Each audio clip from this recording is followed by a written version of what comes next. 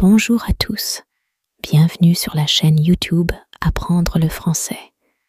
J'espère que vous allez tous bien. Aujourd'hui, dans cette vidéo éducative, je vais vous raconter l'histoire de la dame ou le tigre. Il y a de nombreuses années, il y avait un roi dans un pays lointain. Il était célèbre, il était fort et il était très intelligent. Mais dans son pays, il y avait beaucoup de malfaiteurs. Le roi en était malheureux. Mais comment empêcher les gens de faire le mal? Ce n'est pas facile. Il a réfléchi à cette question difficile pendant longtemps, mais il ne trouvait pas de réponse. Soudain, un jour, il eut une bonne idée. Il s'adressa à son peuple et leur dit de construire un grand stade au centre de la ville. « Il doit être très grand et très beau, » leur dit-il. Alors, les gens travaillèrent dur pendant plusieurs mois. Un jour, la construction fut terminée. Le stade était prêt. À l'intérieur, il y avait des places pour 5000 personnes. Tout le monde était très enthousiaste à propos de ce magnifique nouveau bâtiment. Certains voulaient voir des jeux dans le stade. D'autres voulaient y avoir des danses et des chants. Mais qu'est-ce que le roi voulait? Personne ne le savait. Le jour de l'inauguration arriva. Tout le monde courut vers le stade pour obtenir une place à l'intérieur. Les gens devinrent encore plus excités à l'arrivée du roi. Ils étaient tous silencieux, attendant. D'abord, il prit place. Puis, il se leva et parla. « Mon peuple, mes amis, dit-il. Premièrement, je tiens à remercier tous les ouvriers pour leur bon travail. Nous avons maintenant un beau stade et il est très bien construit. Deuxièmement, je sais que beaucoup d'entre vous veulent voir des jeux et des danses ici. Mais ce stade va être différent. Ce ne sera pas un endroit pour s'amuser. Ce sera un endroit pour les malfaiteurs. Si l'un de vous fait quelque chose de mal, nous l'amènerons ici. Là, il devra se tenir au milieu de ce stade, devant nous tous. Maintenant, voyez-vous ces deux portes peintes en bleu au fond du stade? Elles semblent peut-être identiques, mais elles ne le sont pas. Derrière l'une de ces portes, je vais mettre un animal dangereux, un tigre. Derrière l'autre porte, il y aura une belle dame. Le malfaiteur doit choisir l'une de ces portes. S'il ouvre la mauvaise porte, il trouve le tigre. Celui-ci bondit et le tue. S'il ouvre l'autre porte, il trouve la belle jeune femme. Elle deviendra sa femme. Ils doivent se marier immédiatement, ici même dans le stade sous nos yeux. Ensuite, ils pourront vivre heureux parmi nous, en tant que mari et femme. Chaque malfaiteur devra donc choisir très soigneusement. Avant qu'il ne choisisse, lui et nous ne pouvons pas savoir s'il va vivre ou mourir. Dès qu'il ouvre l'une de ces deux portes, nous savons immédiatement. Voilà mon idée. Alors dites-moi, mes amis, est-ce une bonne idée ou non? C'est une bonne idée, ô roi. C'est une très bonne idée, répondirent les gens. Mais ils étaient silencieux. Ils avaient peur. Merci, dit le roi. Maintenant, rentrez chez vous. Revenez au stade à la même heure la semaine prochaine. Vous pourrez alors voir le premier malfaiteur faire son choix. Chaque semaine à partir de maintenant, un homme différent devra choisir. Vivre, s'il a de la chance, ou mourir, s'il n'en a pas. À partir de ce jour, les gens venaient chaque semaine au stade pour voir un malfaiteur différent. Parfois, il ouvrait la bonne porte bleue et la belle dame sortait. Alors, il y avait des chants et des danses.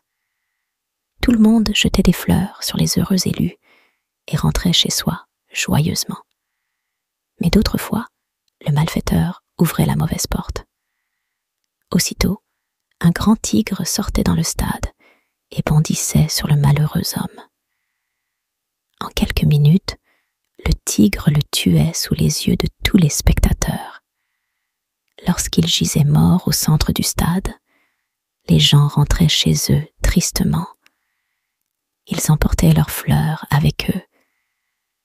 Il est intéressant de noter qu'en peu de temps, le nombre de malfaiteurs dans le pays a beaucoup diminué. Personne ne voulait se tenir au milieu du stade et faire ce choix difficile. Maintenant, il y a une autre personne importante dans cette histoire. Le roi n'avait qu'un seul enfant, une fille. Elle était très belle. Elle avait des yeux verts et de longs cheveux roux, et elle se déplaçait aussi rapidement qu'un chat. Elle était aussi forte et intelligente que son père. Elle ne souriait pas souvent, mais lorsqu'elle souriait, les gens étaient heureux. Quand elle était en colère, tout le monde avait peur. Ils savaient qu'en ce moment, elle était une jeune femme très dangereuse. Son portrait était dans chaque maison. Hommes, femmes et enfants la suivaient lorsqu'elle se promenait dans les rues de la ville. Ils attendaient de voir son célèbre sourire. Et, parfois, ils avaient de la chance. Un jour, elle se promenait dans un parc de la ville lorsqu'elle aperçut un jeune homme. Il était jardinier et le parc était son lieu de travail. Il était très beau. Il était grand et fort. Il avait des cheveux noirs, bleu-noir et une moustache sombre. Quand il riait, on voyait ses belles dents blanches. La fille du roi s'arrêta et le regarda attentivement. Elle pensa qu'il était l'homme le plus beau du monde. Elle commença à lui parler et l'apprécia de plus en plus. Le jeune homme ne comprenait pas. Pourquoi la fille du roi voulait-elle lui parler? Il n'était pas important. Il n'était que le jardinier du roi. Mais il ne pouvait détacher ses yeux d'elle. Dès qu'il plongea son regard dans ses grands yeux verts et vit son sourire, il tomba amoureux. Mais il savait que cet amour était très dangereux. Il n'était pas un homme riche, il ne venait pas d'une famille riche. Il ne pourrait jamais épouser la fille du roi. Mais les deux jeunes amants savaient qu'ils devaient se revoir.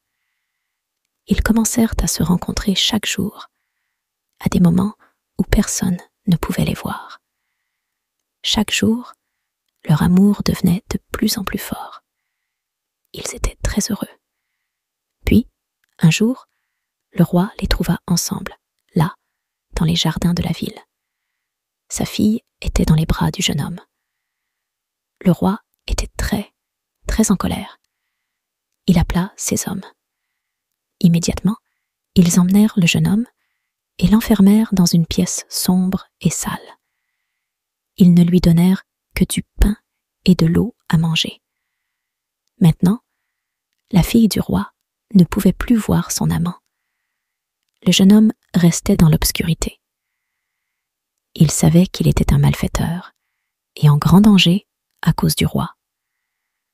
Maintenant, nous savons que la fille du roi était une jeune femme forte et très intelligente. Lorsque les hommes de son père emmenèrent son amant, elle vit immédiatement le danger. Elle savait très bien ce qui allait se passer ensuite. Alors, tôt le matin, elle se rendit au stade. Personne ne la vit partir. Elle parla aux ouvriers présents et leur donna de l'argent. « Dans quelle salle se trouve le tigre ?» demanda-t-elle. Ils lui dirent « Et quelle fille va se trouver derrière l'autre porte ?» Les ouvriers ne voulaient pas répondre. Ils avaient peur. « Je dois savoir, » dit la fille du roi. « Qui est-elle ?»« C'est la fille du chauffeur de votre père, » répondirent les ouvriers.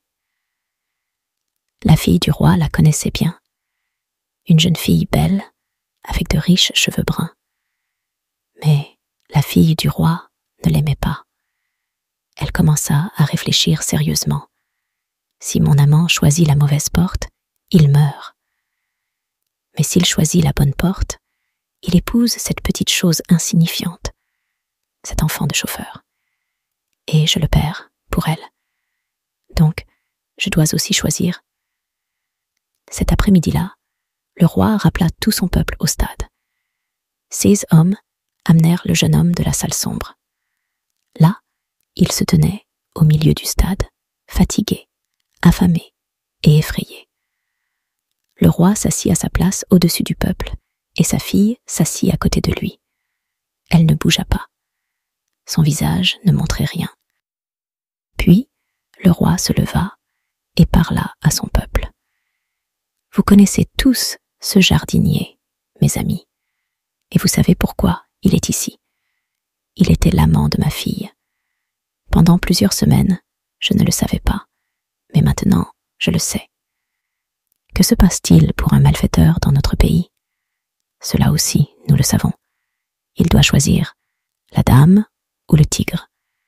S'il ouvre la mauvaise porte, il doit combattre le tigre. S'il ouvre la bonne porte, il doit épouser la dame. Alors maintenant, choisis, jeune homme.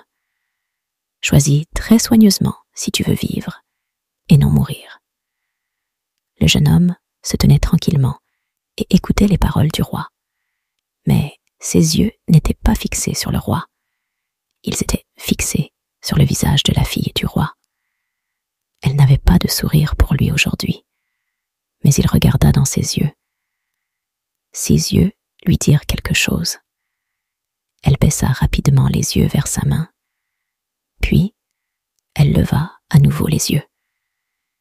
Il vit son plus petit doigt bouger légèrement vers la gauche.